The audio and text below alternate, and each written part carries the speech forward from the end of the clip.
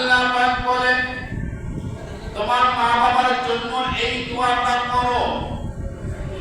তোমার মা বাবা জীবিত থাকলো এই দোয়া, মরে গেল এই দোয়া।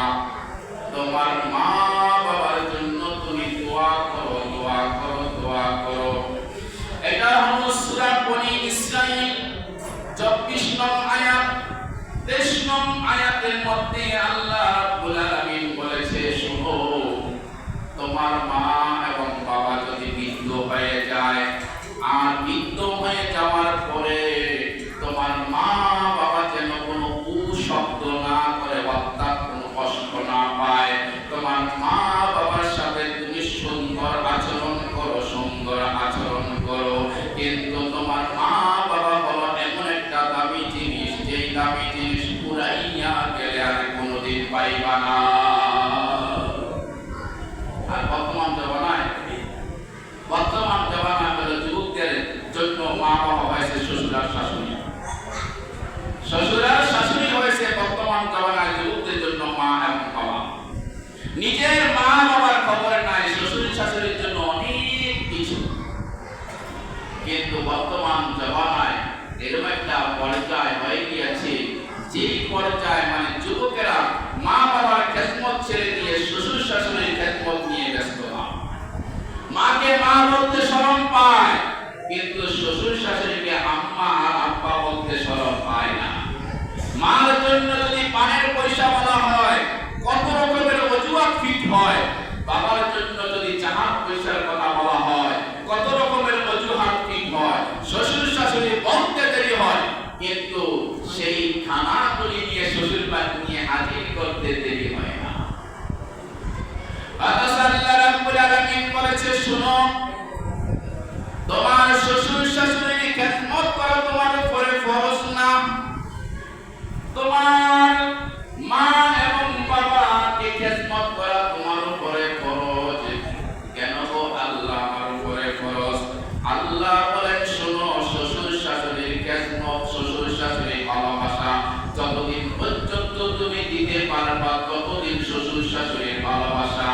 আর মা বাবাকে দিও ভালোবাসবে, না দিও ভালোবাসবে, কিন্তু তুমি বিপদে পড়ে দেখো তোমার মা বাবা তোমার জন্য টেনশন।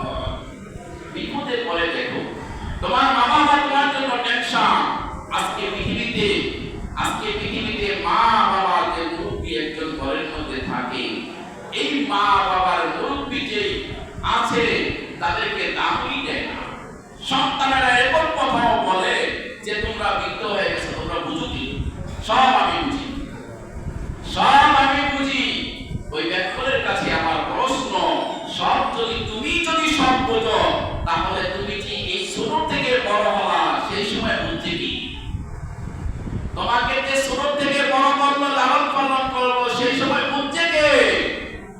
সেই সময় বেটায় যদি নাই বুঝে, মা যদি বাবা যদি নাই বুঝে, তুমি বড় হওয়া কি হবে? আর তুমি এখন বুঝতে অভাব হয়ে গেছো।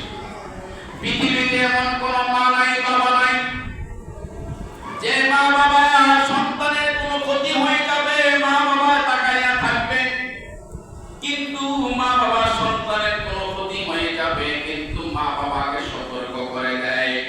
আর সতর্ক করে দেওয়ার পরে সন্তান যদি জ্ঞানী হয়, সন্তান যদি বিবেকমান হয়, ওই সন্তান যদি মেনে নেয়, তাহলে ওই সন্তান দুনিয়াতেও শান্তি, আখিরাতেও শান্তি। দুনিয়া শান্তি, আখিরাতেও শান্তি। গত পরশুদিন নেটের ভিতরে দেখেছি যে মা অর্থাৎ বাবাকে ছেলে গাছের সাথে বেঁধেছি, গাছের সাথে বেঁধে বাবাকে মারধর করতেছে। কুমিল্লার জমিনে মারধর করতেছে, বাবা বলে চিৎকার মারতেছে।